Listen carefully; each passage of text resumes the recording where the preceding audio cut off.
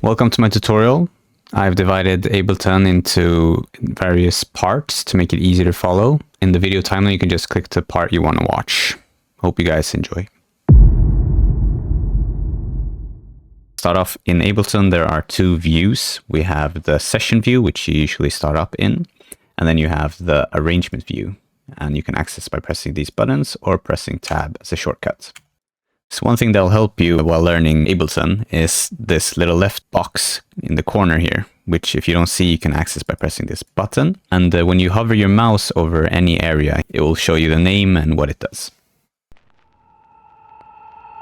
So I'll start off by talking about the timeline section here in the middle. Down here, you can see where in the song you're currently at in seconds or minutes. And up here is by the bars or the beats. You can move around by holding and dragging this upper section up here.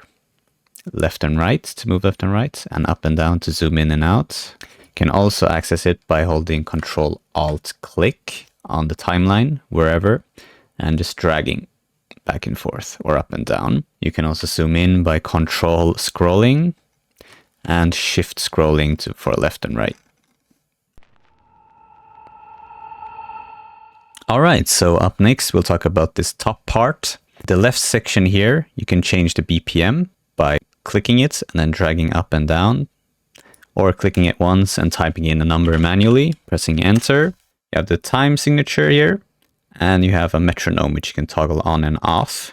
So we'll keep it on for now. Here in this middle area, we have the play and stop button, which you can access by clicking it or pressing the space bar. And pressing spacebar again will stop the playback.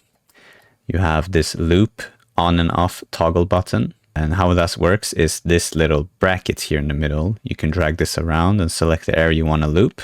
You can widen it on both sides here. You can also select an area by control and dragging on the timeline and pressing Control L. All right, next up, we'll be talking about this left section here, which is for your instruments, samples, and effects that you're going to be using in your song. It is categorized into three sections here. You have the places, which is all your downloaded sample packs. So here are some that I've downloaded. You can add them by pressing the Add Folder button down here.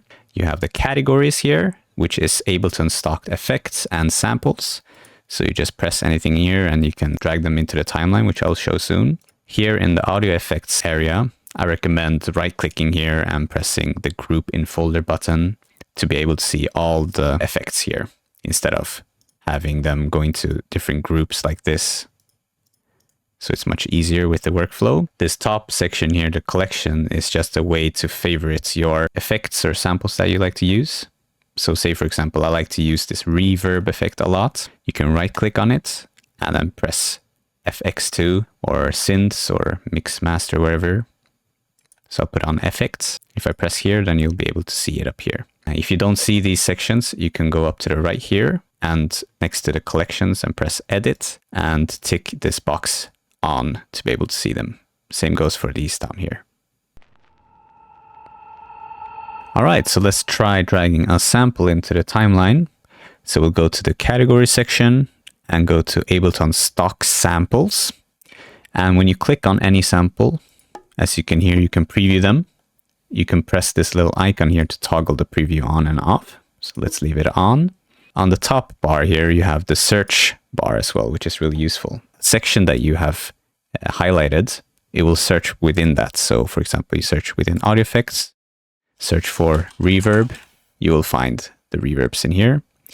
If you press Control F, it will search for everything within Ableton. So I'll press Control F and type, for example, drum loop. And we have all these samples that you can choose from. So let's take this one. So what I'll do is click and drag it into the timeline here. I want to press play. It will start playing here in the timeline.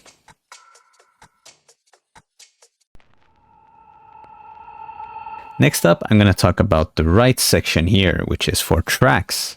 There are only two types of tracks. There's an audio track and a MIDI track, and I'll go into more detailed explanation later. You can drag these up and down to give more space if you have a lot of tracks. You can also press these triangle buttons to minimize them. As well, if you want to add tracks, you can just right click here and press insert audio track or MIDI track. As well as the shortcuts Control T for an audio track and Control Shift T for a MIDI track. You can select several tracks by holding Control or Shift and pressing delete. Now, if we loop this section and play it, we have different parameters here on every track. This one is to deactivate and activate everything that's playing on this track. So on and off. We have the volume button or the slider, so you can slide it up and down. You can double click it to reset the volume. You have the panning, back and forth, right and left. You can also double click it to reset it. And then you have the solo button. So if you have several tracks playing simultaneously, you can solo this track to listen to just this one. All right, so let's talk a little more about audio tracks. Let's start by adding one with Control T. If you hold Alt while you have your mouse on this track or this lane and scroll, so Alt and scroll up or down, you can adjust the size as well. So audio tracks are mainly used for samples or audio files. So let's go search here with Control F, search for a chord loop. Let's just add one here and take a listen to it. There's different ways we can handle the sample. If you put your cursor on the top part here, on the bar where the name is, you can click and drag it around. You can also, on the top part here, you see this bracket up here. You can make it shorter on both sides as well. You can section out a part by clicking in the middle here and dragging it. And you can drag this part to divide it up.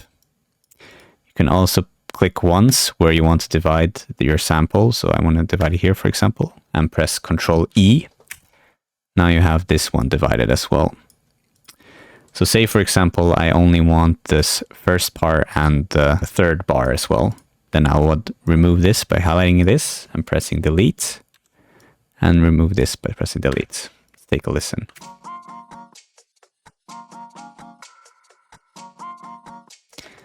Sounds like shit, but you get the point. If you want to make this into one type of audio file, you can press Control J to consolidate it, so it makes it its own audio file.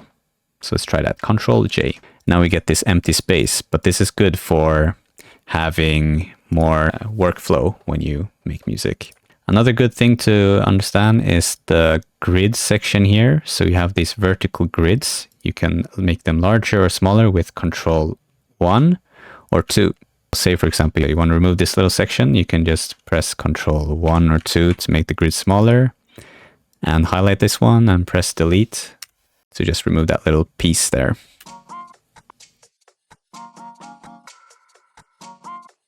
Another useful command is to highlight a sample or a section of the sample by either pressing it once or dragging it and pressing Control D to duplicate it in front of itself. So like this, you can do it infinitely.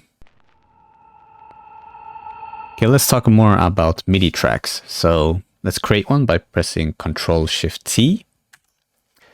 Let's enlarge this a little bit. And unlike audio tracks, MIDI tracks doesn't use samples in a form like this as audio tracks does. It only uses MIDI clips.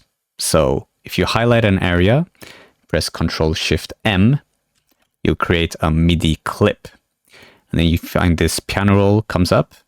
You can drag this area up and down to make it more visible for you. And now if we double click in this piano roll, just randomly, and press play, we won't get any sounds because we haven't chosen any instruments for this MIDI track or any synths. So let's do that. So let's find, for example, here in instruments, here in the left area. Press X here in the search bar, and let's pick operator, for example. which is a synth that Ableton has. Then you'll see it appears here in the section down here. And this section is for instruments in MIDI tracks and effects overall. So for both audio tracks and MIDI tracks, you can add any type of effects here, but only in MIDI tracks is where you can add synths and virtual instruments. Let's take a listen to these random notes that we played. It probably sounds bad, but yep. If we double click here on the top bar here, we can go into the piano roll, or by pressing Shift Tab to toggle in between with the track selected. We can play around with these notes. So we can drag them out longer, or we can also press Ctrl D to duplicate them, like the audio clips or the samples.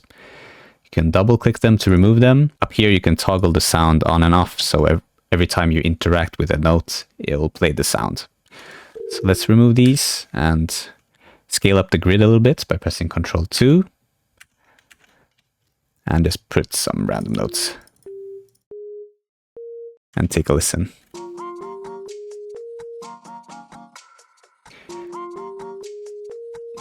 Yeah, sounds horrible, but that's how MIDI tracks work. So let's talk a little more about this bottom area, the effect area. So let's go to the samples over here that we made earlier on the audio track. And when we select anywhere on this track, you can see that we don't have any effects here. So let's add some. So let's go to audio effects. Let's just add something random like a reverb. You can double click it. Let's add a phaser and maybe an erosion. And let's just take a listen and solo this track and let's listen to this.